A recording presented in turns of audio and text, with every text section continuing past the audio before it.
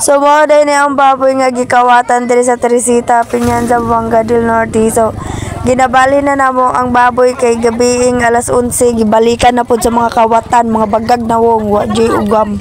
Mga kawatan mo tungod ninyo nanghago sila tanan, daghang nahago.